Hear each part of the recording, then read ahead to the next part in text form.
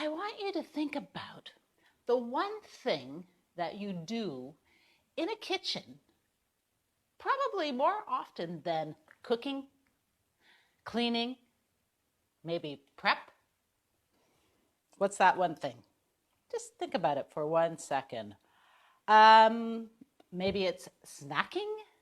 Yeah, I myself spend a lot of time coming to and from the kitchen looking for snacks when I'm not fully engaged. Maybe I'm a little bit bored. I'm not even hungry. And I don't know, it could be 10 times a day that I'm in the kitchen looking for that elusive snack. What if we took 3 of those moments and made them into something a little bit more productive? What would that be? What could you do with those moments? You could create moments for exercise snacking. Those are those 5-minute bouts or more, or slightly less, of activity or exercise that you can intersperse throughout the day. The beauty is that they're short and sweet. And you can become a consistent exerciser by just exercising for 5 minutes a day. That's a good start. If you can do that consistently, the sky is truly the limit. Okay, so today we are going to get into our exercise snacks kitchen style. Okay, so let's think about what you do in the kitchen. We often are reaching into low shelves. How would we normally do that? We just bend over and do that repeatedly, and the back gets a little tired. So why not use that opportunity to do some form of a squat? So here I am reaching 1 and reaching 2, and I'm imagining I'm picking up something from a low shelf. Now you can see I have some limitations in my kitchen. I can't go quite as deep. And don't worry if you can't reach that bottom shelf. The idea is you're doing that squat, you're sending the hips back, you can reach the arms forward, or you can leave them on your hips or at your side. And you just keep going, and maybe we're going to do a set of 10 and 1 more. And the whole time I'm thinking about engaging that core, engaging the ribs, engaging the abdomen. Number 2, what if we want to work a bit more of the core? So we're going to use that breathe in, breathe out, drop the ribs. Breathe in, breathe out, draw in the belly, and we are going to work into a plank. So I'm going to do a 1-legged plank. You can do both feet on the ground, but just holding for 10, 9, 8, 7, 6, 5, 4, 3, 2, 1. Now, depending on your strength, that might be very simple or not. If it's not simple, you could do that up against a wall. Number 2 version, let's do 1 more plank. We're going to send the feet a little further back. The foot could be flat. The heel might come off. I'm going to put my forearms down, tuck my foot behind just because I have an injury, and we're going to count 4, 1, 2, 3, 4. If my back is stressed, I lift my hips. 7, 8, 9, and 10. So there we go. We got just a little bit of ab work in, just with the counter. Okay, let's go back to my little recipe here. Next, let's do, here's a good one. Back to the counter. A modified deadlift you could do in the kitchen is standing, knees bent, with a focus on the spine to the hips, keeping everything aligned, slightly sending the tail back, tipping forward, but the focus is keeping the spine nice and still or straight.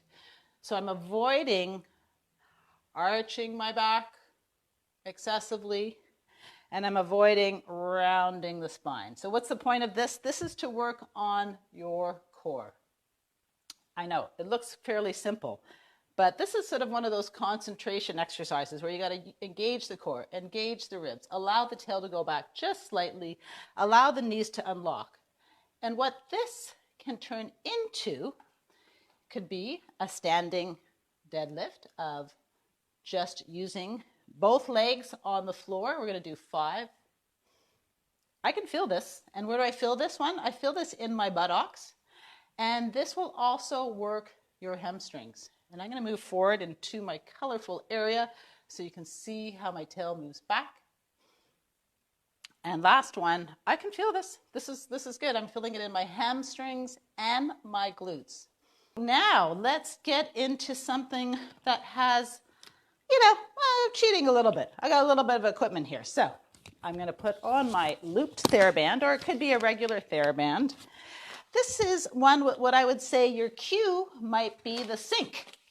If you're doing some dishes at the sink, when you face the sink, let's think. When you face the sink, let's think. Hips, get those abductors going, squeezing. Keep that abs in, press out. I like to go slightly, very slightly to the back because I'm trying to engage that little depression in the side of my hip. And just release that for a moment. Let's do one more set. I'm going to show you from the back just because I think it's good to watch that upper body. So we work those abductors so we can balance and stand nice and tall. So we want to avoid a little tilt. We got to keep the spine tall. Try to hold the counter lightly, and you're working those glutes. Perfect. All right, let's take that away. Woo! So one obvious thing that's in the kitchen, or might be around the kitchen, are these bags. We can't get enough of them. So what are we going to stick in the bag? We're going to stick in 900 mils of chicken broth in one bag, and another 900 mils in another bag. And we are going to do a little bit of bicep curls. I know, it's only 2 pounds. So you could always look around your kitchen and find that object. Maybe you can weigh it if you have a scale. And you're going to watch that posture. Good. And I'm squeezing. It doesn't matter, really, the weight. You can do higher reps if you like. And now I'm going to take those cartons out, and we're going to just do the triceps one more time, just to be uber clear. And I'm going to try bending this way. 1, 2. So pick ones that obviously you haven't opened, because we don't want to be adding to our work. And if this is too much for you to do, you can do 1 arm, 2, 3, good, 4. And if this is tiresome for your back, you can also kneel on a chair. 2, 3, a little slosh of the soup, back and forth. Good.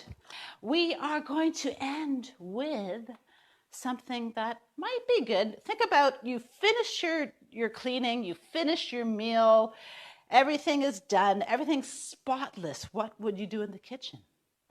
For just a moment, you could just stand and relax, balance. You could close your eyes, check your balance while you are close to all of your supporting surfaces. You could also do a 1-leg stance. And the idea is it's almost like a little meditation, slowing down and just relaxing, but being active and present.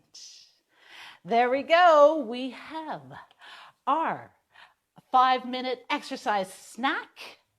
You can use the objects in your kitchen. You can use the furniture in your kitchen to help cue you, to help stimulate what are your options, because we all want options, right? The more options you have, the more you have to choose from, which means on any given day, you can get some exercise in because you have so many possibilities. Please follow me on Facebook or subscribe to my YouTube channel or check out my blog, Sustainable Bod, and we'll see you again next week. Bye-bye.